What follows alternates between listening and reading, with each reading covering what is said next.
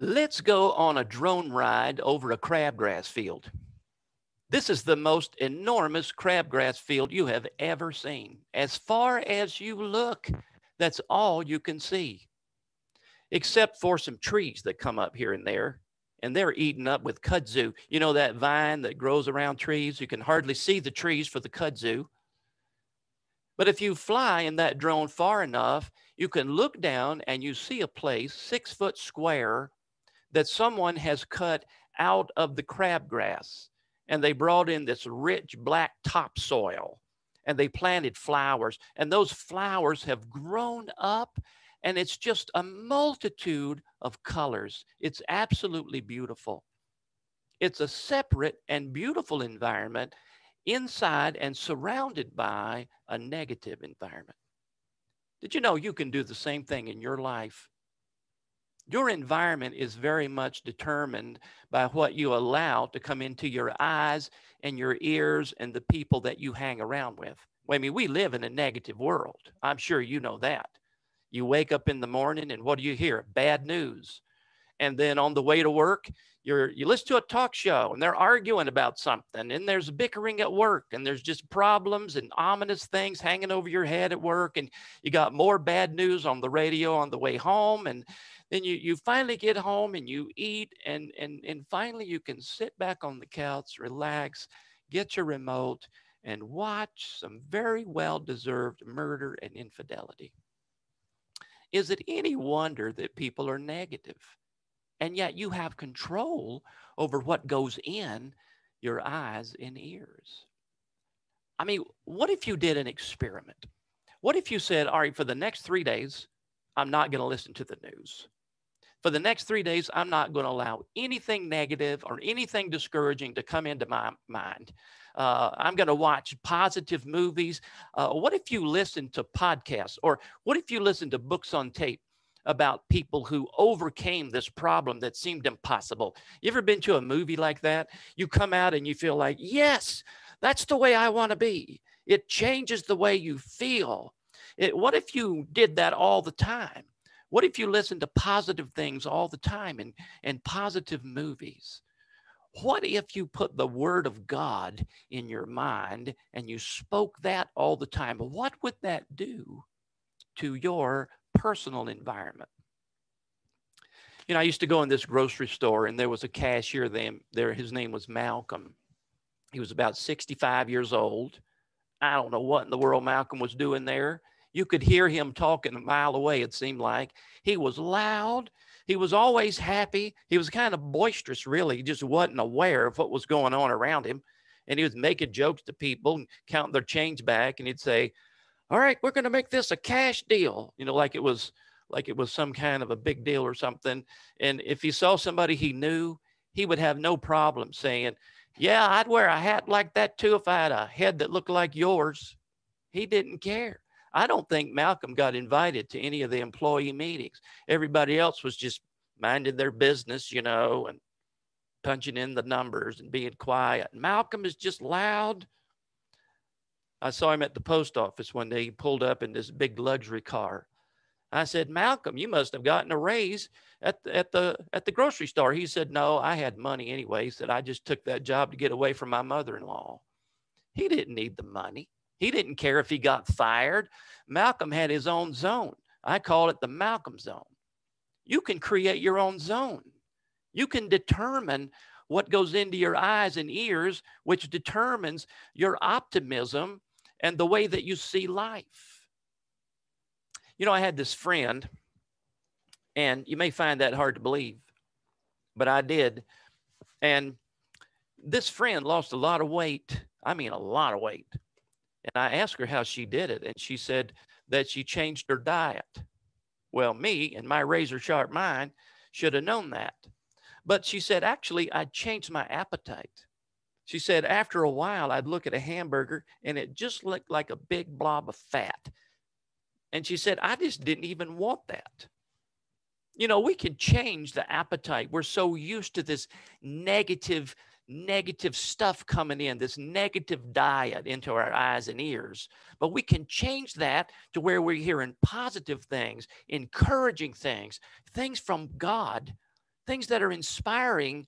And if you did that for a little while, you wouldn't believe the negative stuff that you were allowing to come into your mind. You may know this, but most people speak at about 125 words a minute. Some more, some less, obviously. But yet we think at 800 to 1,300 words per minute. So what's the difference? Well, the thoughts are coming from the subconscious mind.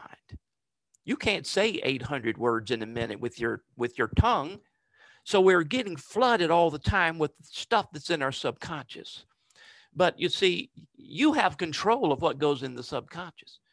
Your subconscious can only give you what you've already given it, like a computer. It doesn't give you something that you haven't given it. We can do that with our subconscious mind.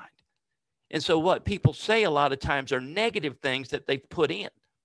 So they hear themselves saying, I'm so far in debt, I don't think I'll ever get out, or I'll never lose this weight, or I've got this problem. My parents had this problem. My dad had this problem. I guess I'll have it my whole life. And so those words that come out, they're like seeds that come out, planting crabgrass in your life. And what's going to grow in your life if you plant crabgrass? Crabgrass. My dad used to say, when you read the Bible, and he didn't mean this all the time, but he said, when you read the Bible, say it out loud. He said, when you say the words of God out loud, they come out, they get into the atmosphere, and they go into your ears and down into your heart. And then you own them that way. You hear what you say, and it comes out and gets into your heart. You can do that. It changes your environment, changes your mind when you do that. You have any negative people in your life? You know, we talk about kids having bullies, but I mean, adults have bullies too. You have anybody that just is negative and putting you down? There are people that maybe they don't come right out and say it, but they don't believe in you. You know, they don't expect you to be able to do anything good. It's kind of a eye roll sort of feeling that you get from them. And then there are other people that just waste your time. They just talk, talk, talk. I call them the punctuation challenge. They don't know where to put the period in the sentence. So they just talk, corner you with a story that you don't want to hear, give you advice that you don't want. They're the same people that will text you and ask you for a favor. You know, these people are a drain in your life. How do you deal with those people?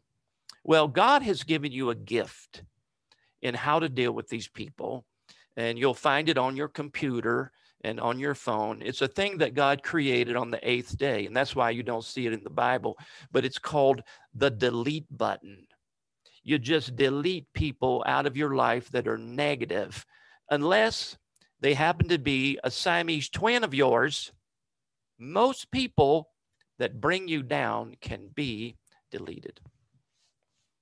I'll tell you something that can change your environment is the things that you see.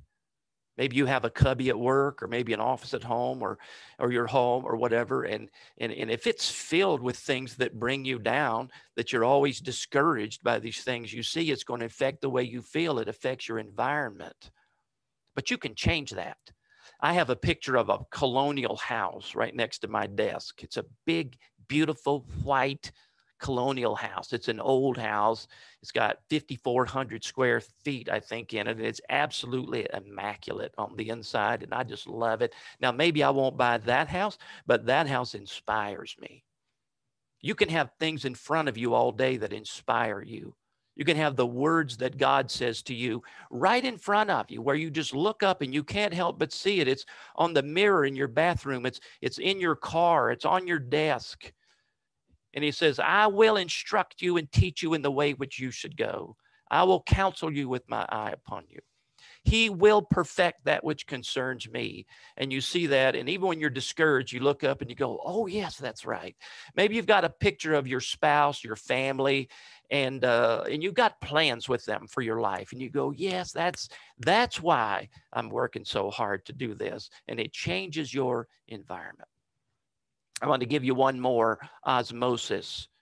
You change your environment by osmosis. You hang around with the right people. You listen to the right people. If you have friends in your life, maybe they're not picking on you. They're not wasting your time, but they just have a negative sort of outlook. They have a glass ceiling mentality to where, oh, I could only make this much money, or I could only accomplish this much. And when those are your friends and you're surrounded by those kind of friends, you almost can't help but feel that way and think that way. But if you are hanging out with people that are positive, people that are successful, people that are goal setters, that don't even consider all the negative things that might stop them. It's not a question about that. They are going to go where they plan to go. You hang around with those people, it's very difficult not to think like that. And if you can't hang around with them, you can read their books, you can listen to their podcasts, you can watch things that they put out, their videos and their YouTube. Encouragement to you, to lift you up and remind you that you can do everything God says you can do. You can be like that flower garden in the middle of the crabgrass. But if it's going to happen, it won't be an accident. It will be entirely up to you.